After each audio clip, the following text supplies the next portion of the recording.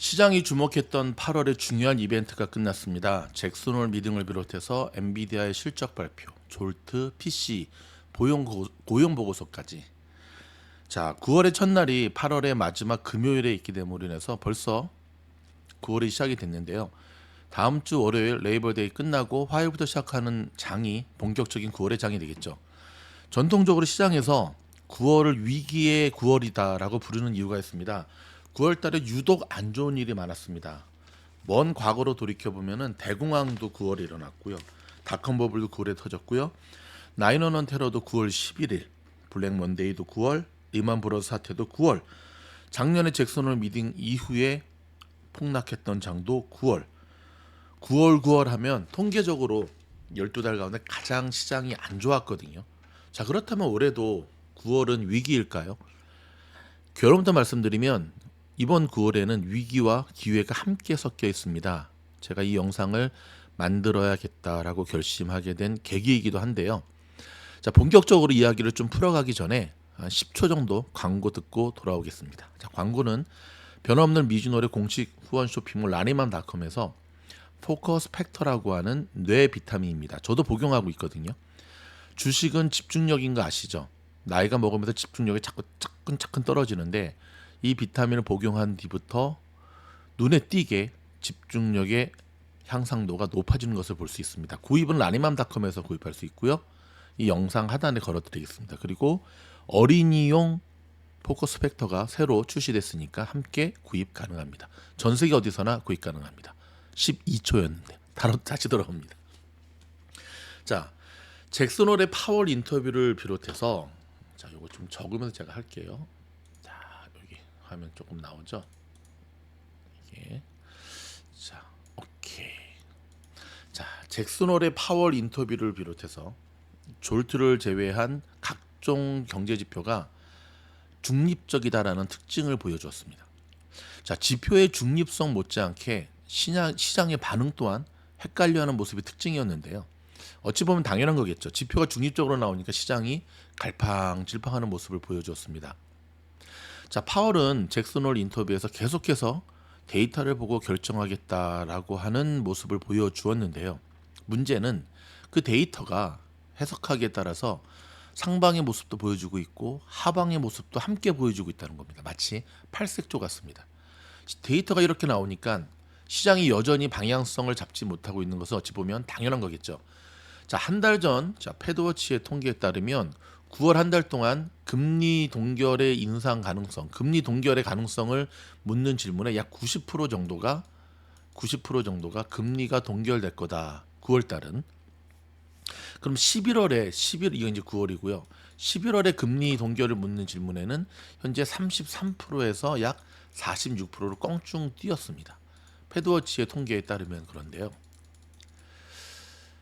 자, 여기서 다시 한번 근본 질문으로 돌아가 봅시다. 왜 시장은 금리 동결에 이렇게 비중을 많이 두고 있을까요?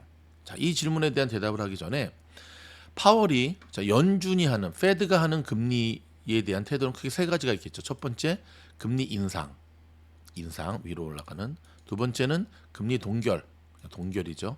세 번째는 금리 인하. 이 세 가지가 있고 여러분도 아시다시피 9월, 11월에 또 FOMC 금리 발표가 있죠. 자, 질문 던져보겠습니다. 연준은 과연 금리를 올릴까요? 연준은 과연 금리를 동결시킬까요?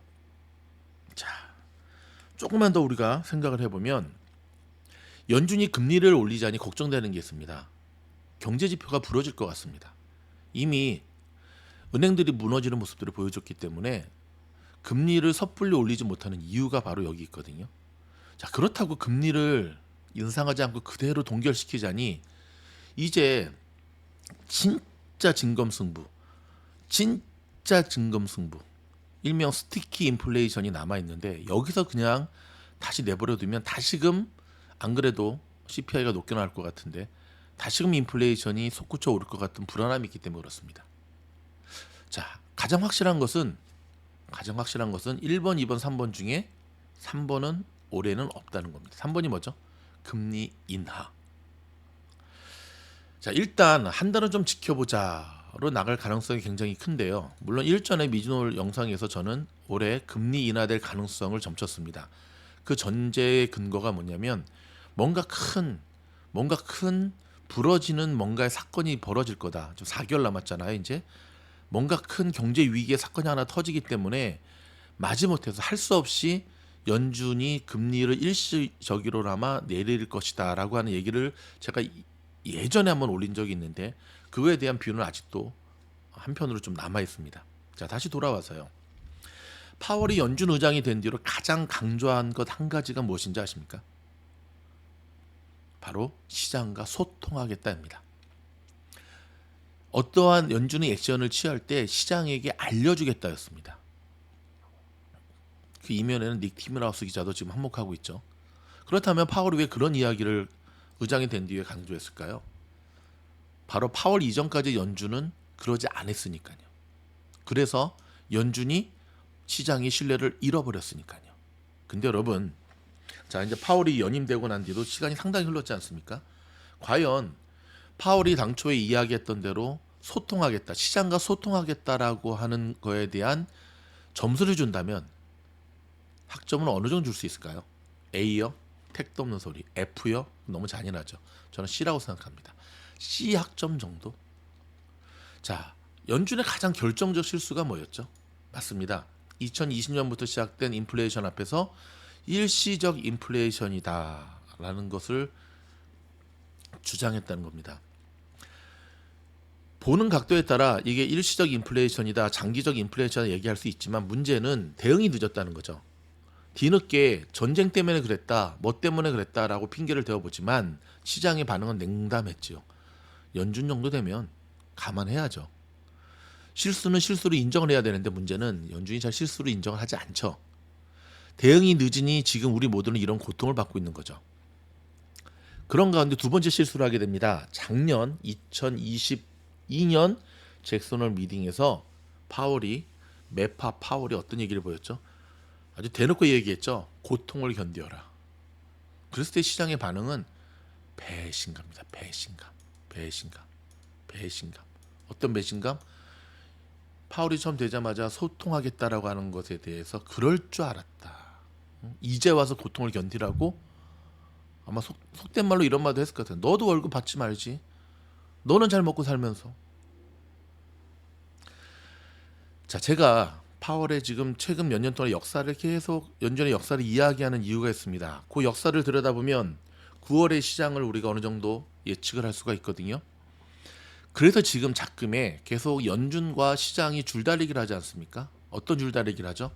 연준에서는 금리 인하 없다, 올릴까 동결일까를 고민하는데 왜 자꾸 우리한테 금리 인하를 얘기하느냐라고 하는 얘기를 말끝마다 하죠. 누가? 파월과 그 다음에 연준에서.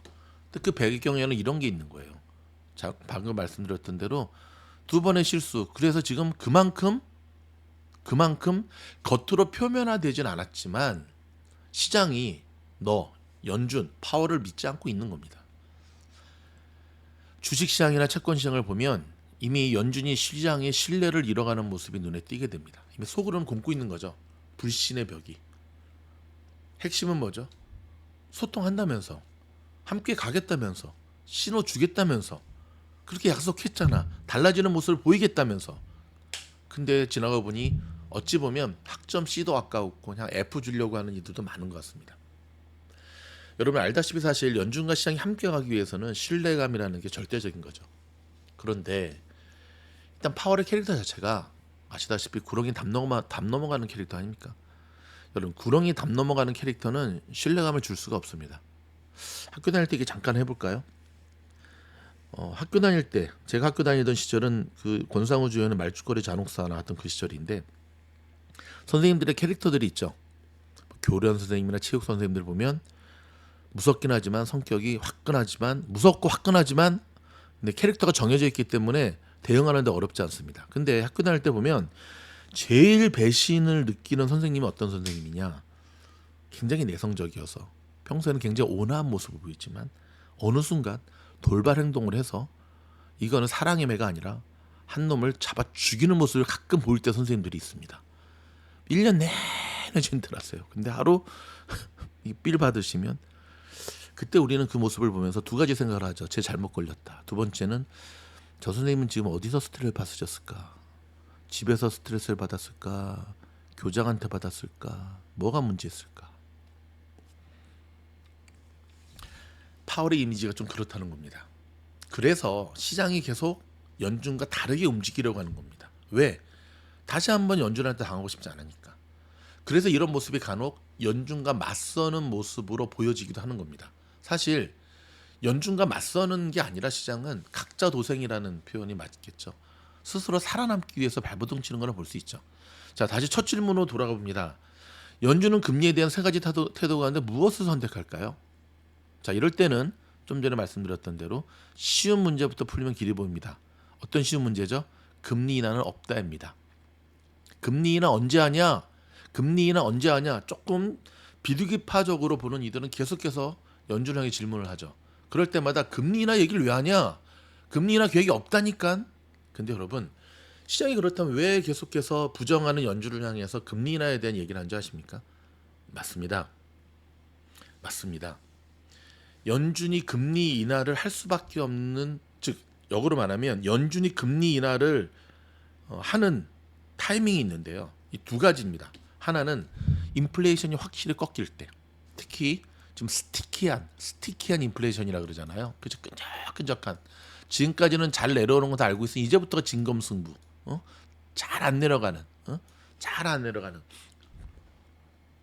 이 잘 안 내려가는 스티키한 인플레이션이 꺾일 때, 저는 그 중에 하나로 미국에 사는 저희들이 느끼는 일단 푸드, 마켓의 인플레이션 확실히 꺾여야 되고요. 두 번째는 오일입니다. 가스 넣을 때 여전히 아직도 5불 넘어요. 갤런당. 캘리포니아 얘기입니다. 그리고 이제 나머지 실생활에 우리가 직접적으로 느끼는 거 있지 않습니까? 뭐 부동산부터 시작해서 주거부터 시작해서, 그렇죠? 뭐 차값도 이게 내렸다고 볼 수 있나? 내렸다고 볼 수 없죠. 스티키한 인플레이션이 확실히 꺾일 때 첫 번째, 그때 연준은 금리를 인하할 겁니다. 이제 됐다. 그러면서 이제 대기복에 힘을 주겠죠. 두 번째는 경제가 브로큰될 때입니다. 경제가 박살날 때입니다. 최근에 보여줬던 지방은행들의 무너지는 모습처럼 기업들의 줄도산하거나 다시금 은행들이 무너지거나 지금 또 하나의 내관으로 다가오고 있는 상업용 부동산이 무너지는 이런 경제가 부러질 때, 그럴 때 연준은 마지못해서 금리를 인하할 수밖에 없습니다. 이거는 이제 구원투수 성격이 강한데, 그래서 지금 발표를 할 때마다 연준에서 계속 강조하는 게 뭐죠? 미국 경제는 강하다. 미국 경제는 강하다. 근데 여러분 그런 거 있죠? 거짓말하는 사람이 계속해서 이거 진짜야, 이번엔 진짜요 하면 뭔가 한 번 더 의심해요. 그냥 얘기하면 괜찮은데 이거 진짜야 내 말 못 믿어 하면 왠지 의심이 생기는 것처럼 계속해서 미국 경제는 강하다. 과연 강할까? 그런 생각을 하게 되죠. 자, 그렇다면 이제 금리 인하는 없다고 합시다. 만약에 이렇게 한다면, 그러면 금리 인상이냐 동결이냐가 남았죠. 자, 근데 연준은 데이터를 보고 결정하겠다고 합니다. 근데 문제는 이 데이터라고 하는 게 어중간합니다. 자, 이럴 때 연준은 어떤 스탠스를 보였을까요? 지금까지 데이터를 보고 결정하겠다고 하는 연준이 항상 보였던 한 가지 액션이 있습니다. 맞죠? 제가 지난 영상에서 말씀드렸던 다된 밥상에 숟가락 얹는 전략. 일명 삼성 전략입니다. 절대 앞서지 않죠. 왜 삼성 전략이냐고 하냐고요? 스티브 잡스가 살아있을 때, 지금도 애플에는 삼성을 그렇게 얘기하죠. 따라쟁이. 항상 애플이 뭔가 신제품을 내놓으면 카피해서 그대로 따라서 하는 게 삼성의 전략이다. 그 삼성 보고 맨날 따라쟁이라고 놀렸거든요. 그 삼성이 열받아가지고 우리가 제일 먼저 내놓게 하고 딱 내놓았던 게 이제 삼성 마치였죠. 시계. 폭망했죠. 항상 따라쟁이 놀렸는데, 지금 연준의 모습이 바로 이 따라쟁이의 모습입니다. 자, 주제를 한 가지만 들어볼까요? 바이든 행정부 들어서 그 전 트럼프 정부의 정책 가운데 그대로 계승해서 더 업그레이드 시킨 게 하나 있습니다. 맞습니다. 바로 예, 미국과 중국의 무역 전쟁입니다. 전쟁. 처음에 여러분, 저는 아직도 기억하는데요. 바이든과 트럼프 선거 결과 나오기 전에 중국의 왕서방들, 이명 중국의 쪽은 바이든의 당선을 점쳤어요. 그 이쪽에 줄을 대기 시작했어요. 트럼프 말고. 그래서 바이든이 됐습니다. 환호했습니다. 와, 왜? 트럼프는 좀 깡패적 기질이 강했잖아요. 바이든 되니까 드디어 중국도 이제는 조금 관계가 개선되겠구나. 근데 지나고 보니까 어떻죠? 예, 트럼프를 능가하죠. 트럼프는 그래도 뒤끝은 없지, 화끈하잖아요. 근데 바이든은 진짜 여우처럼 능그렁이처럼 막 지금 숨통을 조금씩 조이고 있죠. 미국과 중국의 무역 전쟁은 바이든 행정부 들어서 더욱더 커지게 됩니다. 근데 그도 그럴 것이 트럼프가 왜 국민들의 표를 얻었는지 알고 있거든요. 바이든은 중국을 더 때릴 수밖에 없습니다. 본인의 재선을 위해서도. 이거 좀 키우죠. 이렇게 좀 키울게요.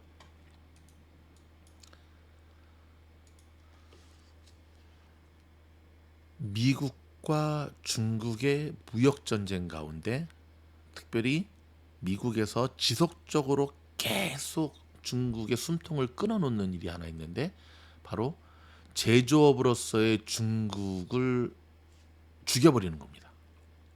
왜냐하면 제조업으로서의 중국 의존도를 끊어버리지 못하면 영원히 종속될 수밖에 없다는 걸 알고 있거든요. 어느 순간 보니까 많이 사라졌더라고요. 미국 내의 저가 상품의 대부분은 메이드 인 차이나였거든요. 근데 어느 순간 몇몇 아이템들은 더 이상 미국 내에서 찾아보지를 못합니다. 중국 제품들을. 더불어서 진짜 먹거리인 반도체, 전기차 치사하다 싶을 정도로 중국과 거래를 못하게 계속 치고 있잖아요. 며칠 전에 그 엔비디아한테도 좀 그랬죠.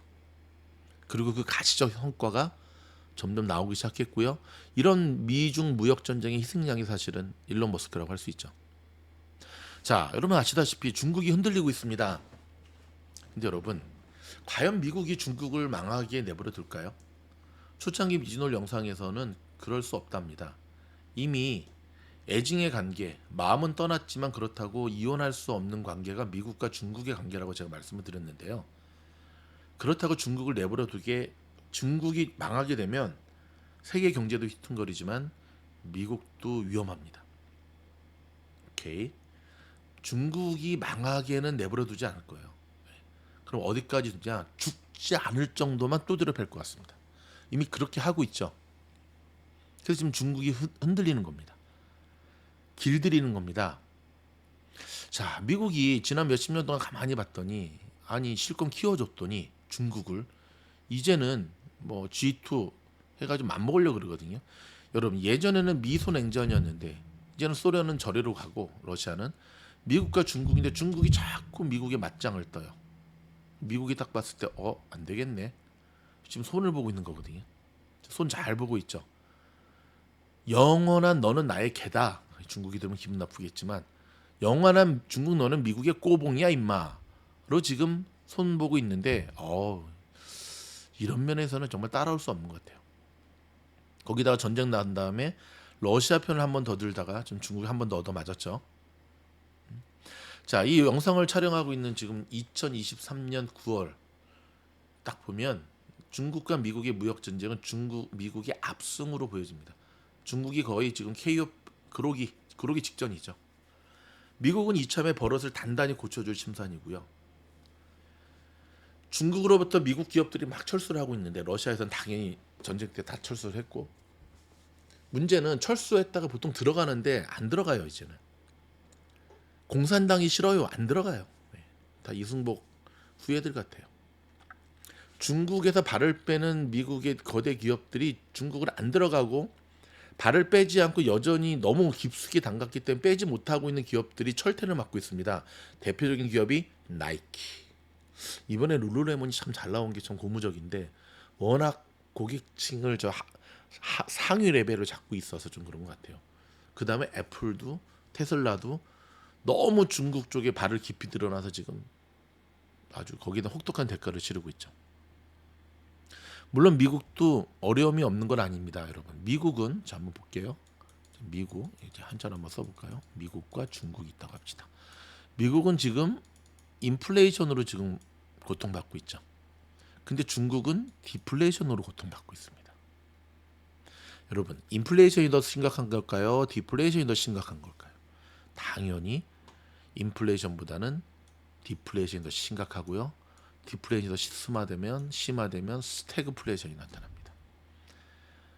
디플레이션에 비하면 인플레이션은 정말 양반이에요. 여러분, 디플레이션은 늪이에요, 늪. 한번 디플레이션에 빠지게 되면 여러분 늪에 빠지게 되면 어떻게 되죠? 점점 숨통이 조여오죠.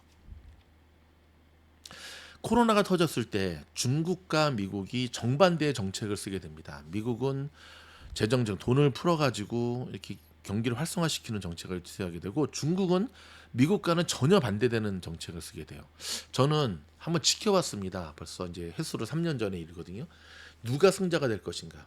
자, 3년 지켜봤더니 중국이 KO패 당했습니다. 미국이 압승이고요. 중국 혼자서 코로나를 못 잡아서 락다운 됐다가 다시금 이제 코로나를 잡았다 하고 딱 풀어졌는데 생각보다 활성화가 안 나타나요. 올 초 얘기입니다. 이제 부랴부랴 중국에서 뭐 헝다 사태를 비롯해서 부동산 다 무너지니까 미국 따라서 부양책을 실시하겠다고 하는데 타이밍을 놓쳐 보입니다. 지금 타이밍을 놓친 것 같아요. 타이밍을 놓친 것 같아요. 그래서 지금 중국에서는 책임자들을 다 목을 땡강땡강 쳐버리고 있죠. 자, 이것뿐만 아니라 여러분, 자, 지금 미국과 중국의 뿐만 아니라 지금 9월에 주식 투자에 있어서 이 지금 백그라운드를 잘 알아야 돼서 제가 말씀을 드리는 건데 전 세계의 지금 리스크도 여전히 해결된 게 없어요. 자, 볼까요? 첫 번째, 코로나 다시 기승하고 있습니다. 한국, 미국, 전 세계 지금 변종 코로나가 다시금 기승하고 있어서 이번에도 백신을 맞아야 된다 그러죠. 근데 이번엔 공짜가 아니라 그러네요. 저는 안 맞을 생각입니다. 유가 다시금 치솟고 있습니다. 전쟁 아직 끝나지 않았습니다.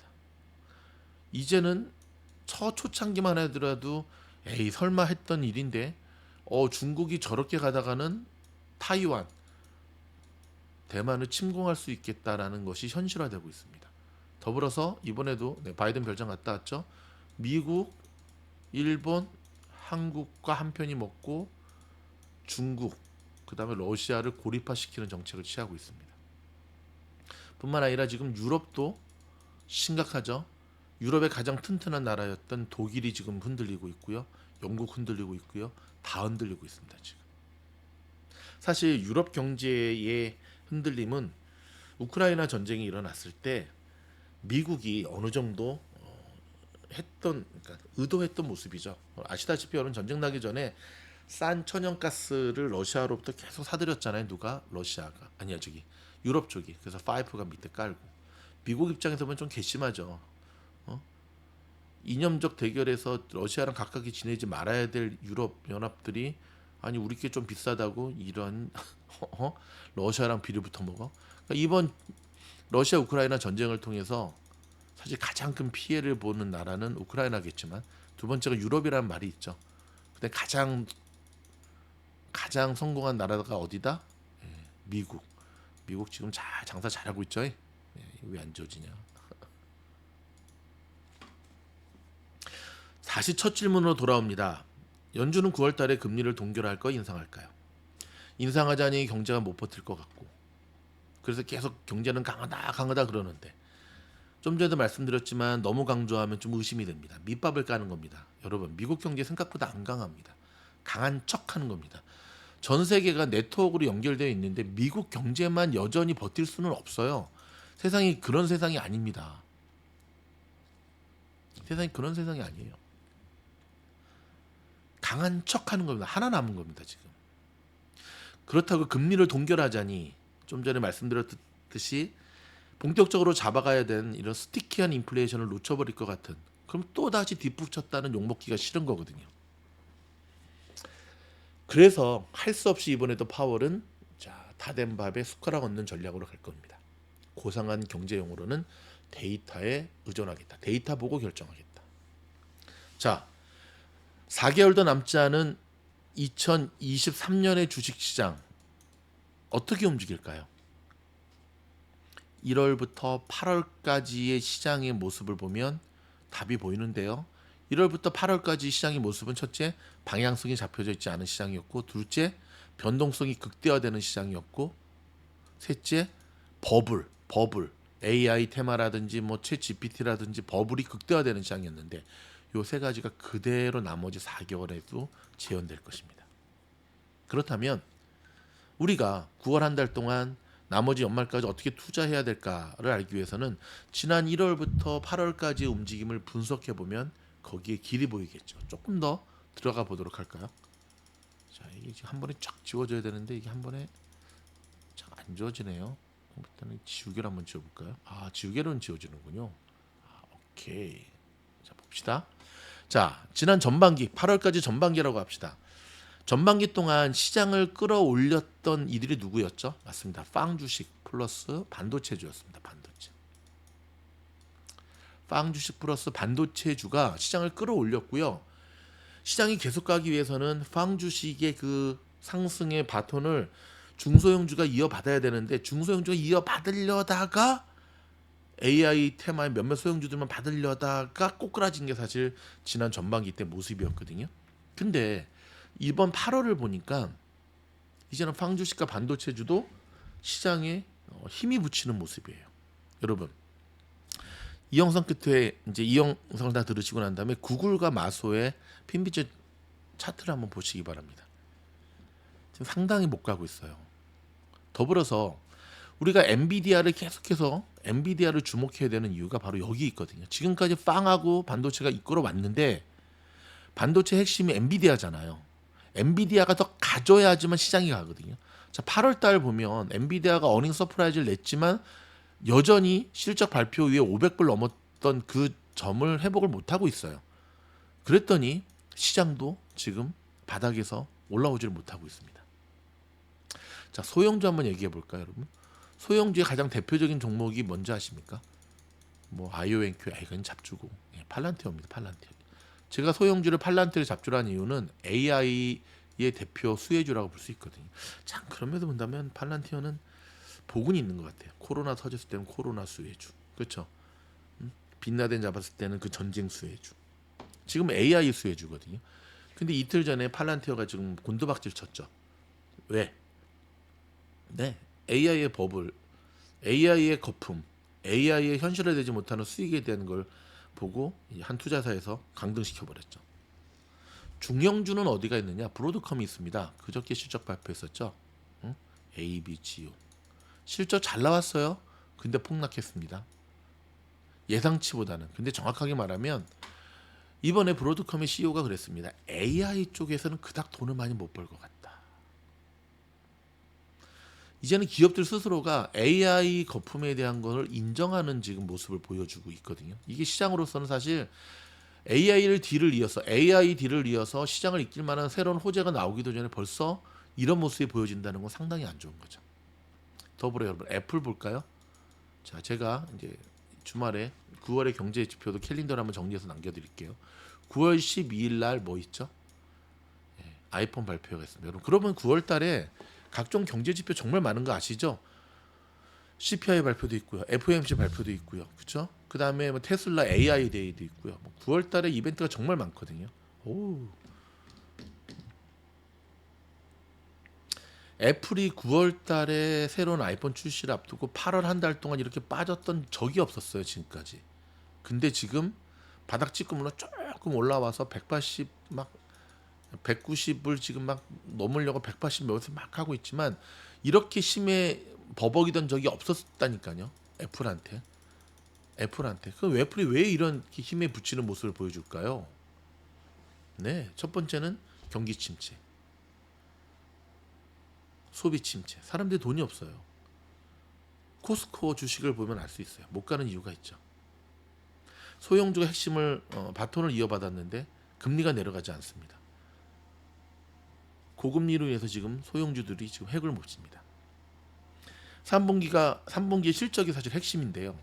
이제 AI 약발도 다 돼갑니다. 자, 여러분 9월 한 달 동안 세력주들이 판을 칠 겁니다. 어제 코인주들이 급락했습니다. 비트코인 법원으로부터 한 방 얻어맞은 SEC가 비트코인 ETF 승인을 연기해버렸습니다. 역시 SEC 호락호락하지 않습니다. 물론 그 뒤에는 바이든과 옐런이 있죠. 지금까지 전반기 동안 테마주들이 기승을 부렸습니다. 대표적인 부동산 테마주, 뭐 오픈도, 레드핀, 말도 안 되는 급등락, 카바나, 바이오즈, 다이어트주, 당장 수익으로 연결되지도 않는데 얼마 전에 대마 주식들까지도 막 카노피 같이 막 움직이더라고. 자, 여러분 결론입니다. 우리는 9월달에 어떻게 투자를 해야 될까요? 결론 두 가지입니다. 첫째, 기다림입니다. 기다리면서 지켜봐야 됩니다. 근데 여러분 압니다. 여러분 이 말 여러분 제일 싫어하는 거 압니다. 개미들이 정말 못하는 것 중에 하나가 기다리는 거예요. 돈이 없을 때는 할 수 없지만 물렸을 때는 잘 기다려요. 강제 존버. 총알만 있을 때는 정말 못 기다려요. 그래서 급하게 들어가요. 들어가고 난 다음에 후회해요. 그럼에도 불구하고 스윙 트레이딩으로 접근해야 됩니다. 스윙 트레이딩으로 접근해야 됩니다. 첫 번째는 기다리든지 오케이 확실하게 방향이 접혀질 때까지. 두 번째는 제가 방금 말씀드렸던 스윙 트레이딩으로 접근해야 됩니다. 여러분 얼마 전에 버핏이 부동산 쉽게 말해서 부동산 집 짓는 주식들을 샀어요. 소리 소문 없이 매수를 했습니다. 부동산 주식을 왜 사지? 빌더 주식이죠. 빌더 주식. 공사하는 부동산 주식이라고 해봐요. 지금 미국 현지에서는요 여전히 집이 부족합니다. 근데 여러분 집 짓는 이 기업들 회사 쪽의 관계자분들의 말에 의하면 지금 일거리가 없다는 거예요. 왜냐하면 땅을 안 판다는 거예요. 여전히 일이 진행이 안 된다는 거예요. 여러분은 어떤 걸 선택하시겠습니까? 첫 번째입니까? 두 번째입니까? 자, 미즈노는 지금까지 1번의 포지션을 정해왔습니다. 쭉 지켜봤고 기다렸는데요. 이제는 분석이 끝났습니다. 나머지 4개월 동안은 저희가 돈을 좀 벌어보도록 하겠습니다. 그래서 스윙 트레이딩 쪽으로 접근하려고 합니다. 쉽지는 않을 겁니다. 리스크가 당연히 따르겠죠. 하지만 테마주를 비롯해서 짧게 끊어나가는 전략으로 스윙 매매로 4개월 동안을 마무리하려고 합니다. 여러분 저희 영상이 도움이 됐다고 한다면 좀 많이 길어졌는데요. 중요한 거기 때문에 계속 좀 반복되는 말도 많았는데 계속해서 구독해 주시고요. 좋아요 눌러주시고 좋아요 좀 눌러주시고 오케이 이런 영상들이 많이 좀 공유가 되어야 되잖아요. 그리고 난 다음에 좀 더 여러분들 아시다시피 주식은 실전이지 않습니까? 그러니까 이제 미즈노래 이 광고를 제가 살짝 드리면 뭐 여러분 이제 끝났습니다. 가실 분들은 나가셔도 돼요. 10초 광고 제가 딱 드릴게요. 미즈노래 클래스가 좀 지울게. 미즈노래 클래스가 지금 이렇게 듣는 오픈 클래스가 하나 있고요. 이렇게 테슬라처럼 이렇게 오픈 클래스. 보통 저희들이 이제 나그네라고 표현을 하죠. 그 두 번째 이제 멤버십 클래스가 있어요. 여러분이 멤버십 들으시는 거예요. 이렇게. 멤버십은 좀 더 실전적이죠. 그 다음이 이제 챔피언 클래스예요. 근데 챔피언 클래스는 멤버십 가입자에 한해서 한 달에 한 번씩 들 수 있는데 이제 9월달은 또 끝났어요. 한 달에 한 번씩. 라니맘닷컴에 수업 쿠폰 사서 하는 건데 수업 쿠폰이 비쌉니다. 200불이나 합니다. 한 달에. 더 실전적이죠. 근데 이제 이번 달부터는 제가 이제 종목을 또 함께 추천해서 함께 좀 할까 생각을 하고 있어요. 아까 말씀드린 대로 이게 좀 끝났으니까 이제는 방향이 잡혔으니까. 그 다음 이제 세 번째가 이제 A반입니다. A반은 챔피언도 조금 그렇지만 A반은 본격적으로 투자의 홀로서기를 목표로 하고 있습니다. 스스로 고기 잡는 법을 배우는. 챔피언도 조금 그렇긴 하지만 좀 약하죠. 근데 A반은 현재 자리가 없고 수업료는 무지막지 비쌉니다, 여러분. 자, 저는 여러분들이 최소한 멤버십까지는 들어오셨으면 좋겠어요. 뭐 여기까지도 들어오도 좋지만 일단 멤버십까지는 들어와서 제가 늘 하는 얘기는 그렇습니다, 여러분. 최소한 뭐 지금 멤버십 비용이 한 달에 25불, 50불이잖아요. 좀 다음 달 정도 통합할까도 생각하는데 그 비용만 빠질 수 있다면 충분한 가치가 있죠. 저 좋은 영상으로 찾아뵙도록 하겠습니다. 고맙습니다.